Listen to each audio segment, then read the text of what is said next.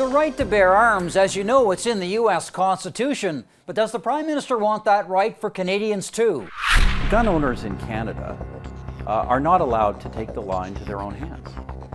Nobody here is suggesting they should be able to do that. A backtrack after the PM suggested he endorsed vigilante justice earlier this month. My wife's from a rural area.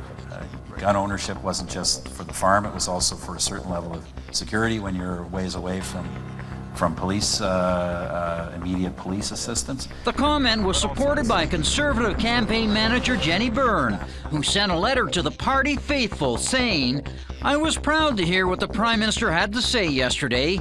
He said that gun ownership is important for safety for those of us who live a ways from immediate police assistance."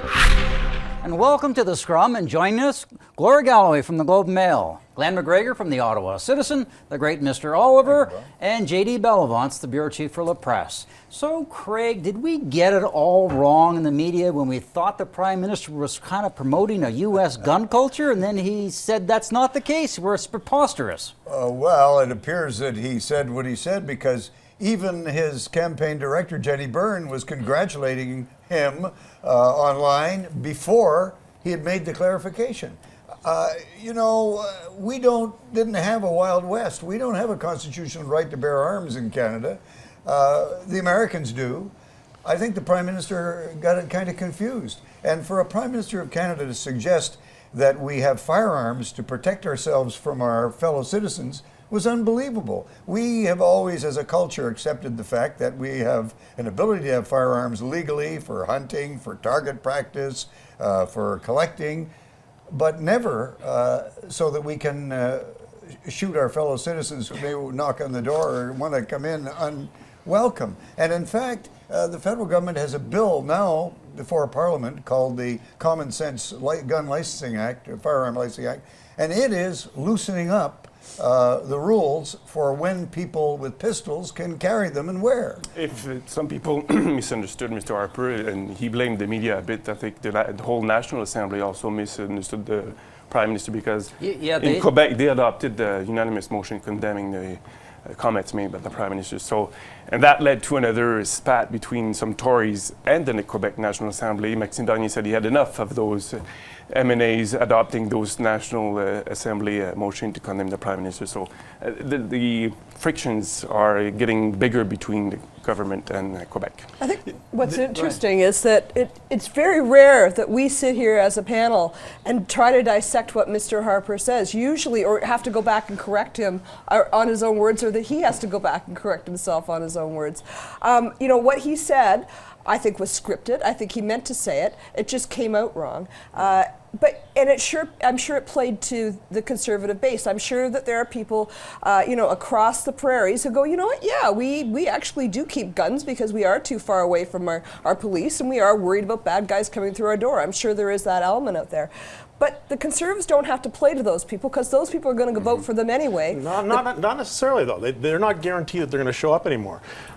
Their main issue, the gun registry, is off the table now. They got what they wanted. I think Harper's comments were intended to rally those people, and the fundraising effort as well was intended to get them to contribute money, which means they're more likely to go out and vote after donating. And I think it's important that those people come out and vote, especially in rural Ontario as well. But I think the people they need to be worried about are the people in downtown Toronto who, frankly, they've got a nice little base down in downtown Toronto, and words like that are going to turn off people really quickly. But aren't they, in a way, aren't we making more of this? Aren't they really just trying to go, to Glenn's point, aren't they just targeting that base? Anybody that that the people in the urban centers who would be upset or offended by this wouldn't vote Tory in any case. No, that's not true, though. Last time, the Conservatives came out and took an awful lot of Toronto seats that are probably, I'm sure that there are many of those that are kind of teetering in danger right now, especially with the Liberals being so popular.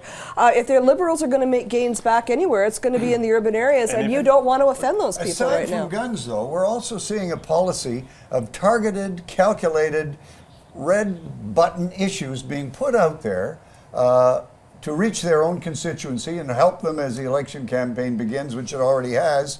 And then they draw back. But what they've said has been said.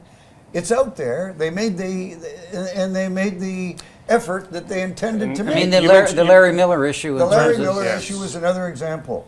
If you have to wear a niqab Get the hell out of the citizenship, no, don't come. Don't bother coming. You mentioned the urban voters, Bob. That's a good point I want to make. I want to add to that.